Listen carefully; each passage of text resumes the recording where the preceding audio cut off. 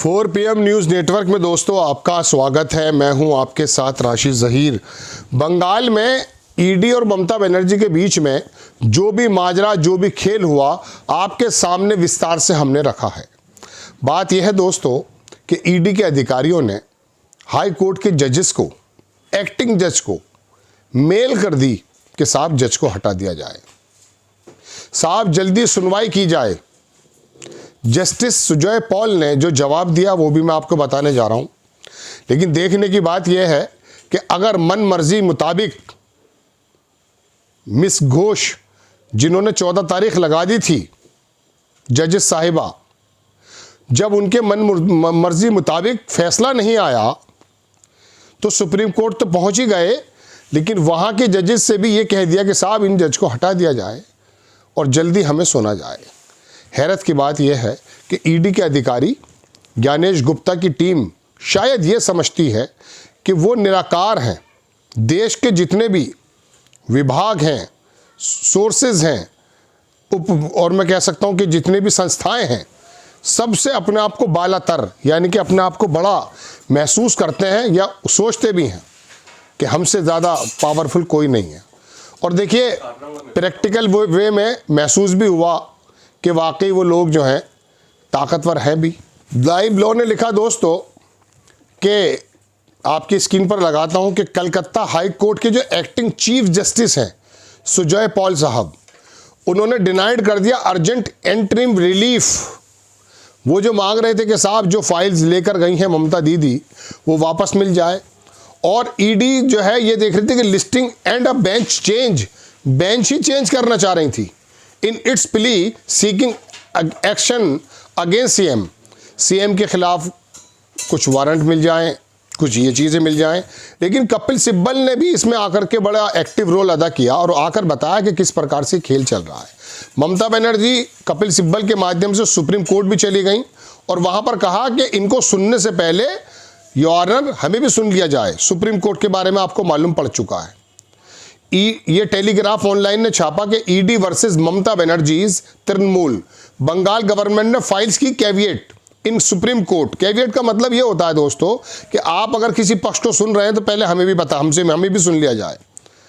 ये दूसरा अखबार है लॉ चक्र, ED bid for urgent hearing rejected by Calcutta. Calcutta ने हाई कोर्ट ने रिजेक्ट कर दी कि जल्दी सुना जाए, 14 तारीख में ही सुना जाएगा। फिर कपिल सिब्बल साहब आ गए और उन्होंने आकर के बताया कि ये मामला क्या है। सुप्रीम कोर्ट में बहरहाल पहुंच गई है लड़ाई। लेकिन बात यह है कि अगर आपके मुताबिक फैसला नहीं आ रहा है तो आपने कहना शुरू कर दिया कि साहब हम जो है चेंज ही करा देंगे जजेस को। अब ममता बनर्जी ने यह भी कह दिया कि अमित शाह ज़्यादा तंग ना करें वरना उनकी पेन ड्राइव उनके पास है। ये तस्वीर उन्हीं जज साहिबा की है जिन्होंने 14 तारीख लगा दी थी। ये मैं आपको दिखा चुका हूँ कि चेंज करने की ही बात कह दी गई है, लेकिन जज साहब ने कहा कि नहीं, ये संभव नहीं है। एक ख़बर मैं इसी से रिलेटेड और दिखाता हूँ। मैंने इसको ग्रोक पर डाला और पूरा समझने की कोशिश की कि है क्या, चूँकि हिंदी के अखबार तो इस बात को बताने को तैयार भी नहीं है कि जज को या बेंच को बदलने का काम भी ईडी करने की बात कर रहा है। मेल कर दिया बाकायदा। तो दोस्तों बात यह है कि वहाँ पर क्या क्या हंगामा हुआ ये आपको मालूम ही है, लेकिन मैं आपको सामने कुछ और चीज़ें जो महुआ मोइत्रा हैं वो भी भड़क गई हैं और काफ़ी ज़्यादा मामला सामने आया है। मैंने उसके बारे में कुछ लिखा था, वो मैं दिखा, हाँ आ गया।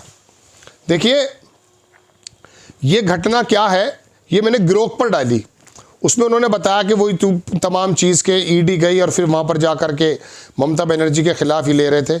इसके बाद ईडी के जो एक्टिंग चीफ जस्टिस हैं सुजय पॉल, उन्होंने तुरंत सुनवाई से और जज बदलने के लिए ईमेल के ज़रिए जो अनुरोध किया, लेकिन एक्टिंग सीजे ने ईडी की इस मांग को खारिज कर दिया। साफ कहा कि पहले से तय जज की तारीख 14 जनवरी पर ही सुनवाई होगी, इसमें कोई बदलाव नहीं होगा। ईडी के लिए झटका माना जा रहा है।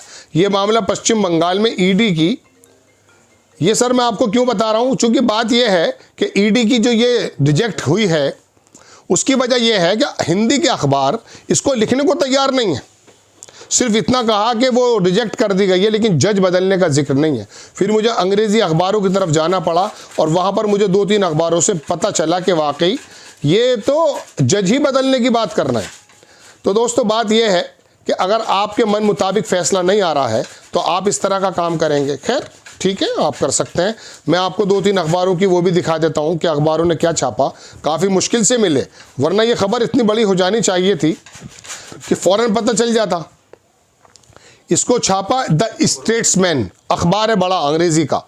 उसने छापा कि आईपैक केस, यानी कि जो वो आईपैक ऑफिस था उनका, उसमें जो रेड हुई थी, ईडी ने प्ली की for urgent hearing, rejected by the high court. High court ने इसको रिजेक्ट कर दिया। अब दोस्तों बात यह है कि ये ईडी समझती क्या है अपना आप को, यानी कि कानून से बड़ी। लेकिन अब ममता बनर्जी ने, जिस पर जी न्यूज़ ने भी इसको छापा था, हालांकि मैं आपको बताऊं मुझे हैरत की बात हुई कि जी न्यूज़ ने कैसे छाप दिया, लेकिन बहरहाल वो लैंग्वेज में ढूंढ रहा था कि आखिरकार क्या क्या हो रहा है। जागरण ने भी इसको छापा, लेकिन दूसरी लैंग्वेज है। रेड पर बाधा डालने वालों पर तुरंत हो कार्रवाई, सुनवाई स्थगित होने पर मुख्य न्यायाधीश के कार्यालय पहुंची ईडी। इस तरह से छापा है अखबारों ने। खैर दोस्तों बात यह है कि अगर आपके मन मुताबिक, मैं तीसरी बार आपके सामने कह रहा हूं, फैसला नहीं मिलता तो आप जज भी बदल देंगे। और हो सकता है ये सुप्रीम कोर्ट और हाई कोर्ट, जिसके बारे में बड़ी शंकाएं हैं कि कंप्रोमाइज्ड है या हो रही हैं जजेस, मैंने कह रहा हूं लोगों में चर्चा है, मैं अपनी तरफ से बिल्कुल ऐसा कोई स्टेटमेंट नहीं दे रहा। इसका मतलब यह है कि अगर आपके मन मुताबिक मुनसिफ नज़र नहीं आया तो आप उसको भी चेंज करा देंगे। और ईडी खेल क्या खेल रही है, अब कपिल सिब्बल ने भी इसके बारे में बाकायदा बयान दिया। मुझे अगर वो बयान मिलता, मैं सुन रहा था कल, मैं लगाऊंगा ज़रूर थोड़ा सा उसका पार्ट। तो बात यह कि कपिल सिब्बल ने इसके बारे में कहा, ममता बनर्जी और कपिल सिब्बल सुप्रीम कोर्ट पहुंचे और वहाँ जाके कहा कि आप इस कहानी से पहले हमें भी सुन लीजिएगा अगर ईडी आपके पास आती है, और वो पहुँच गई है। तो अब की बार आर पार की लड़ाई जो ममता बनर्जी लड़ रही हैं, ये बड़ी एक दिल गुर्दे की बात है। बल्कि एक पत्रकार का कल मैं वक्तव्य पढ़ रहा था कि साम दाम दंड भेद जैसे इस्तेमाल करती है बीजेपी, ममता बनर्जी उनको उसी के लैंग्वेज में जवाब दे रही है। और होता भी यही है। गटर की सफाई करने के लिए दोस्तों गटर में तो उतरना पड़ेगा, क्योंकि जब ये तमाम संस्थाएं, गृह मंत्रालय जिनको ये कहते हैं कि इंडिपेंडेंट है, ये है वो है, ये गृह मंत्रालय अमित शाह के इशारे पर चलने लगे आरोप के मुताबिक, तो उस समय फिर क्या करे। अभी तवलीन सिंह का एक लेख में देख रहा था, उसके अंदर उन्होंने कहा ममता बनर्जी को वहाँ जाना नहीं चाहिए था। बिल्कुल सही बात है, ममता बनर्जी को सड़क पर उतरना नहीं चाहिए था, ईडी के अधिकारियों से फाइलें नहीं छीननी चाहिए थी बात।